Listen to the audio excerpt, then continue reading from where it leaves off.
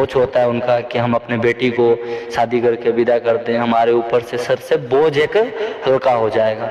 ये सोच रखते हुए उन्होंने एक बड़ी बेटी का शादी गरीब परिवार में ही लड़का ढूंढ के उनका शादी करवा दिया गया रस्म रिवाजों के साथ। वो अपने घर को चली गई। अब बच गए। अब धीरे धीरे घर का कंडीशन, जैसे जैसे बड़ा बेटा जिम्मेदारी थोड़ा उठा के रखा हुआ था, बारी आई उनका शादी का। जब उनका भी शादी हो गया तो हमारे जो बड़े बेटे थे हमारे घर में,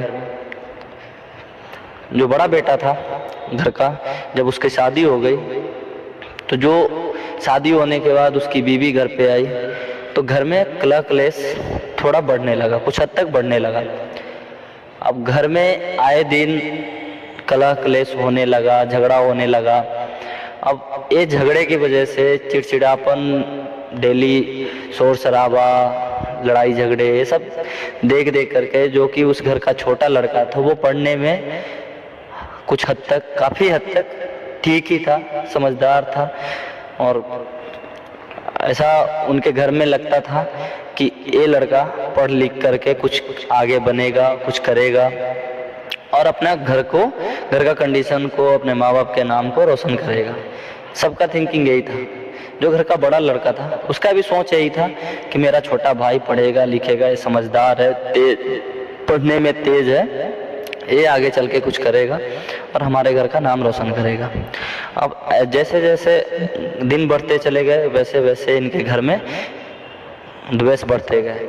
जब द्वेष बढ़ते गए तो वो जो छोटा लड़का था वो अपने आप को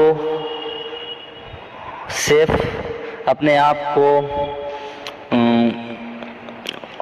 मेंटली डिस्टर्ब मानने लगा, अपने आप को रीजन मानने लगा, क्योंकि जो बड़े लड़के की बीवी थी उसका माइंड थॉट यही होता था कि ये मेरे जो पति हैं वो कमाते हैं, घर का छोटा लड़का, बाकी सब लोग खाते हैं, छोटा लड़का कुछ करता नहीं है, उसका पढ़ाई लिखाई का खर्चा या जो भी घर का खर्चा ये क्यों देखें। इस वजह से लड़ाई झगड़े आए दिन होते थे और वो जो घर का छोटा लड़का था उसके दिमाग में ये बात बैठ गई थी।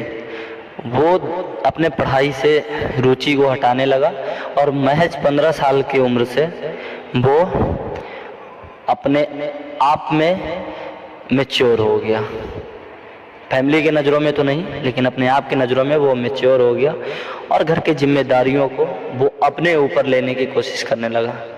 अब वो अपने ऊपर घर की जिम्मेदारियों को तब ले पाएगा जब उसके पास पैसा होगा, और वो पैसा कमाने के पीछे इतना पागल हो गया कि उसको अच्छा बुरा सही गलत में कोई फर्क नहीं दिखने लगा। वो लड़का हर वो काम करने को तैयार था जिसमें उसको पैसा मिल सकता था, हर वो काम करने को तैयार था जिसमें उसको पैसा मिलने को तैयार था। होता क्या है, वो लड़का एक पे एक गलती पे गलती, गलत काम करता चला गया।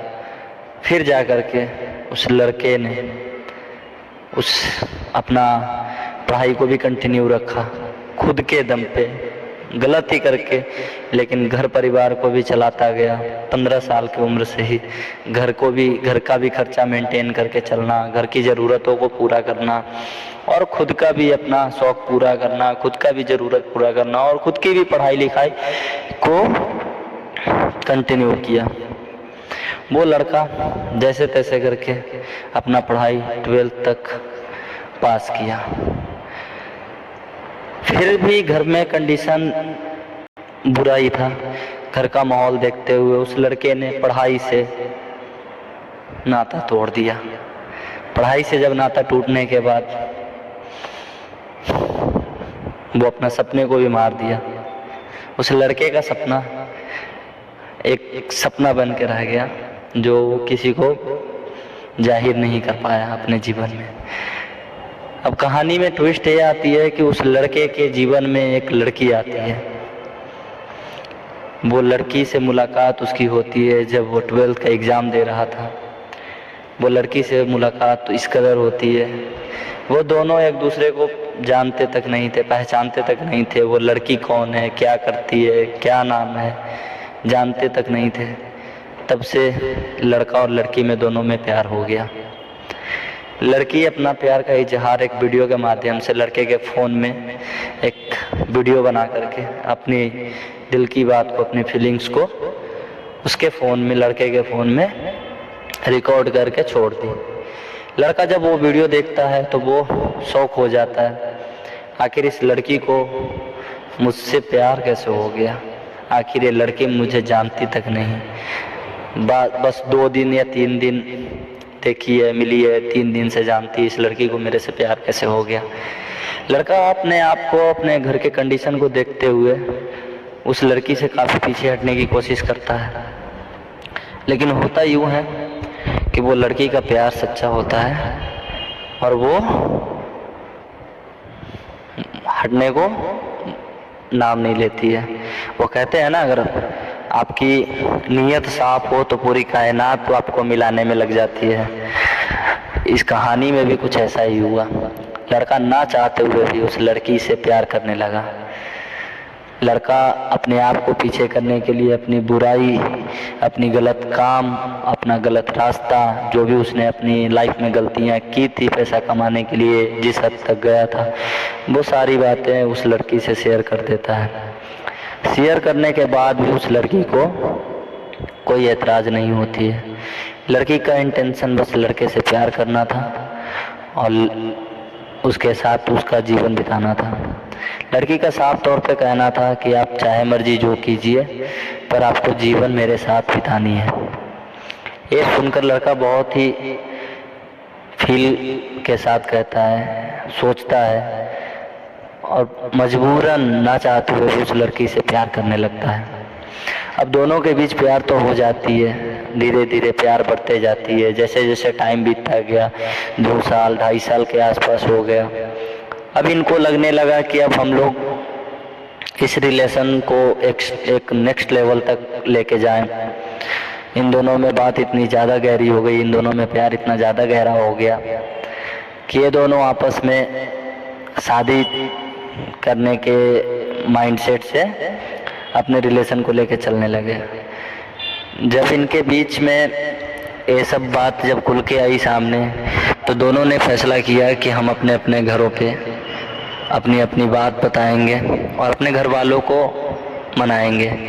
क्योंकि लड़का दोनों सेम कास्ट के थे, लड़का लड़की दोनों सेम कास्ट के थे, कोई दिक्कत नहीं था इनकी शादी में। अब बात यहाँ पे आ जाती है कि दोनों अपने अपने फैमिली को बताने वाले थे।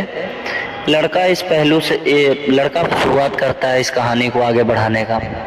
लड़का अपने परिवार को इस कहानी के बारे में, अपने प्यार की स्टोरी के बारे में, अपने लव स्टोरी के बारे में अपने घर पे बता देता है। मिडिल क्लास होने के कारण उसके घर वाले तो नहीं मानते हैं, लेकिन कुछ हद तक, कुछ टाइम बीत जाने के बाद लड़के का प्यार, लड़के की हरकत, ये सब देखने के बाद लड़के के घर वाले मान जाते हैं।